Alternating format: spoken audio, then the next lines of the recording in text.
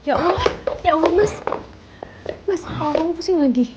Sakit banget mas. Enggak, aku gak apa-apa sayang. Gak apa-apa, dari mana ini kamu kesakitan?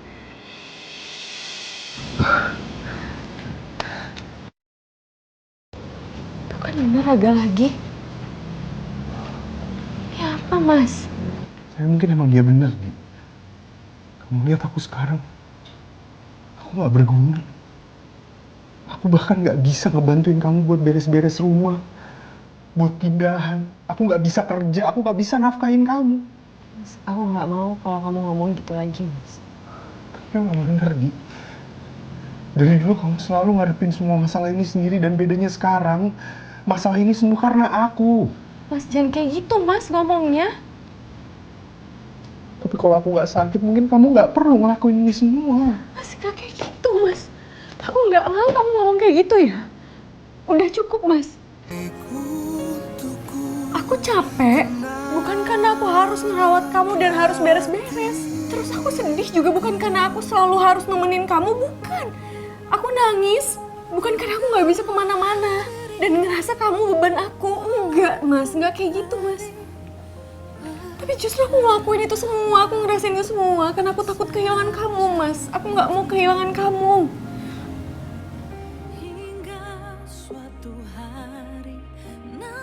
Miss, itu saat dokter bilang kondisi kamu kritis, tapi aku gak bisa ngapa-ngapain mas. Dan yang bikin aku hancur adalah aku takut kehilangan kamu.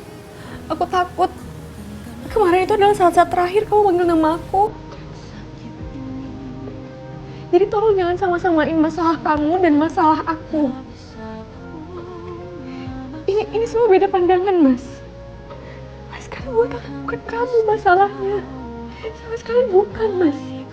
Aku gak peduli kita mau tinggal di kontrakan, mau tinggal di istana, dimanapun. Aku gak peduli kita gak punya perusahaan, kamu gak punya pekerjaan. Aku gak peduli walaupun kita mulai dari nol. Tapi aku peduli kalau kamu menganggap rendah sama diri kamu sendiri. Kamu gak percaya diri kayak gini, aku peduli mas. Karena hari ini aku hampir aja kehilangan kamu lagi. Untuk kesekian kalinya mas. Jadi aku gak peduli soal itu.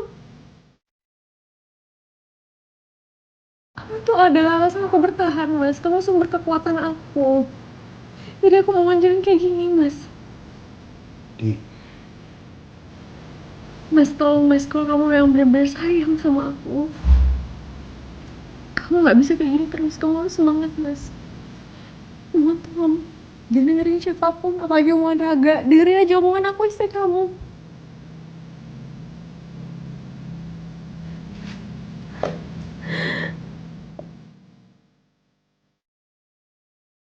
Mas, buat aku kamu suami aku mas. Buat aku kamu suami aku.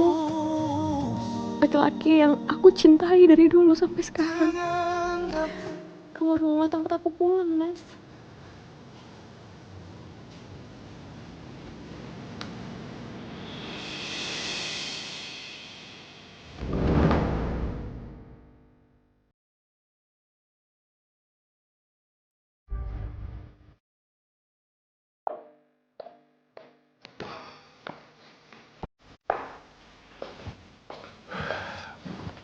Raga, sini dulu sebentar.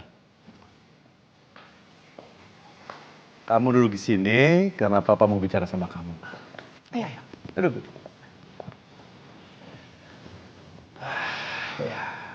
Ada apa, Pak? Papa sudah tahu kalau kamu sudah mengambil alih perusahaan Adam Wijaya.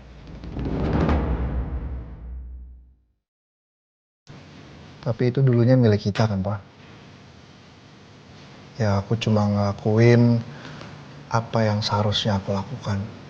Ya, aku rebut kembali apa yang harusnya jadi hak kita. Dan ya, aku berhasil, Pak. Aku udah ngerebut kembali apa yang seharusnya jadi milik kita. Sekarang semuanya udah di tangan kita. Papa bangga sekali, Raga. Kamu anak Papa. Kamu sudah berhasil mengambil hak kita, milik kita dari orang lain yang sudah merampasnya. Kamu adalah anak kebanggaan Papa. Papa bangga. Tapi Papa dengar, kamu juga mengambil alih Aidantara Transport. Itu bukan milik kita, Nak.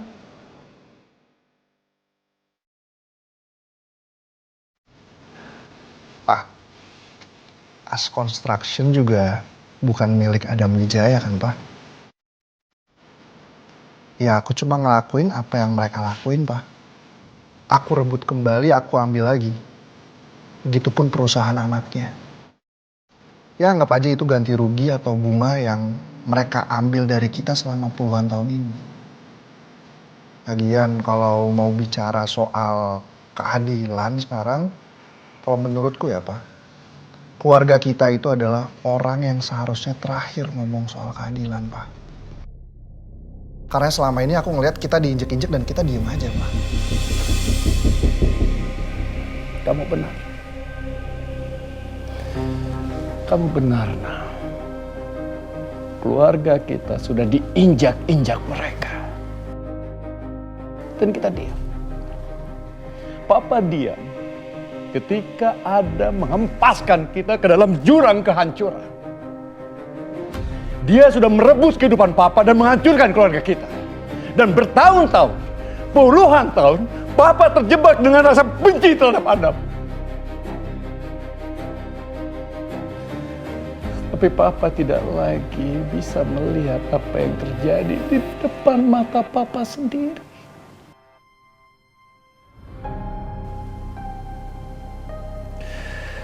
Selama bertahun-tahun, Papa hanya hidup di masa lalu Papa. Papa terjebak di sana. Bertahun-tahun, Papa juga tidak bisa menerima keadaan yang sudah berubah. Sehingga Papa tidak lagi bisa melihat kalau anak Papa yang paling Papa cintai sudah berubah seperti Adam Wijaya. Saat ini Aku nggak sama kayak dia, Pak.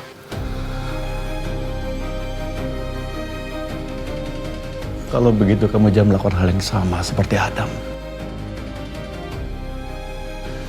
Adam sudah merampas harta orang lain, milik orang lain karena dia merasa berhak. Dan sekarang kamu melakukan hal yang sama seperti dia. Adam sudah menghancurkan orang lain demi keinginannya. Sekarang kamu juga sudah melakukan hal yang sama dengan dia.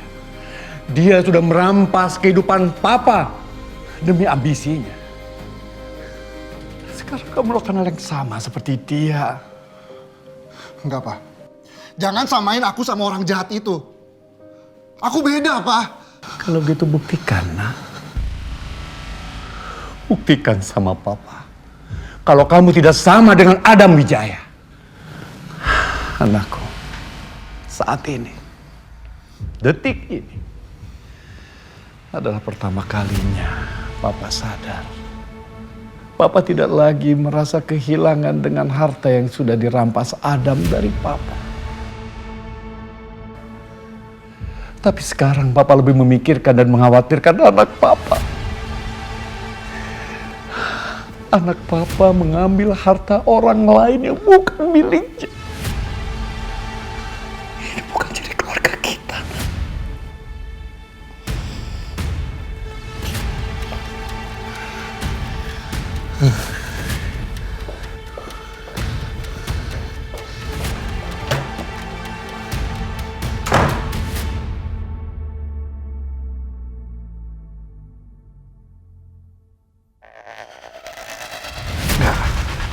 Nggak.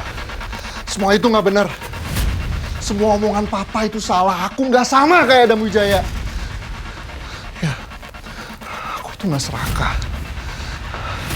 Aku ngelakuin ini semua itu karena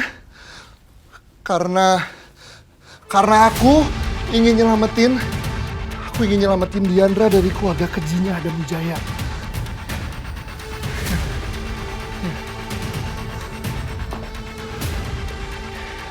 Ya benar. Aku ingin nyelamatin Diandra. Aku ingin nyelamatin Diandra. Aku cuma ingin nyelamatin dia.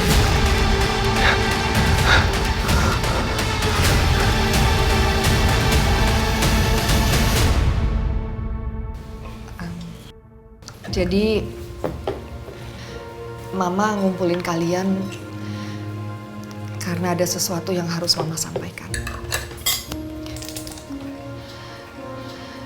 Mama udah pikirin ini baik-baik dan Mama terpaksa ambil keputusan yang mungkin akan mengecewakan kalian.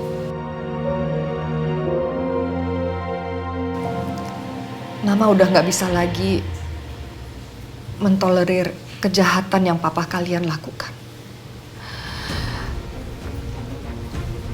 Jadi, Mama sudah melaporkan papa ke polisi.